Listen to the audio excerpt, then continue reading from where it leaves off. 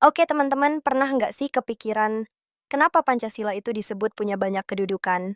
Apakah cuma sekadar dasar negara atau lebih dari itu? Faktanya Pancasila punya peran yang sangat luas dalam kehidupan kita. Bahkan bukan cuma untuk hukum dan negara, tapi juga jadi pedoman sehari-hari. Nah, yuk kita bahas satu persatu dengan santai. Pertama, Pancasila sebagai dasar negara. Artinya semua aturan dan pemerintahan berdiri di atas Pancasila.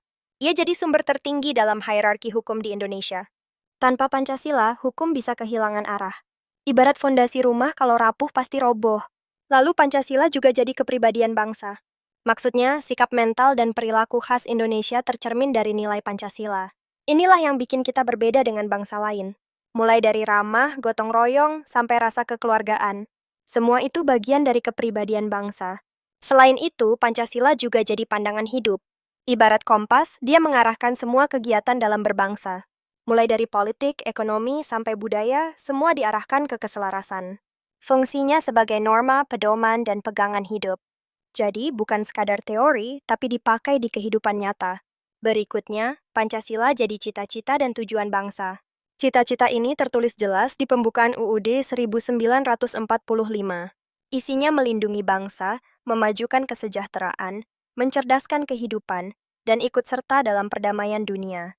Jadi Pancasila bukan cuma dasar, tapi juga tujuan yang ingin dicapai. Makanya semua kebijakan negara selalu diarahkan ke sana. Ada juga kedudukan Pancasila sebagai perjanjian luhur. Artinya, Pancasila adalah konsensus final seluruh bangsa sejak 18 Agustus 1945. Kesepakatan ini ditegaskan lagi dalam pidato Presiden Soekarno tahun 1967.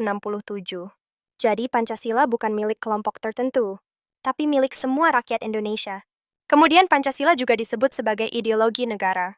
Ini adalah gagasan fundamental tentang cara hidup bernegara. Beda dengan ideologi lain yang bisa berganti rezim, Pancasila bersifat tetap. Karena milik seluruh bangsa, bukan hanya pemerintah. Itulah kenapa Pancasila disebut ideologi terbuka.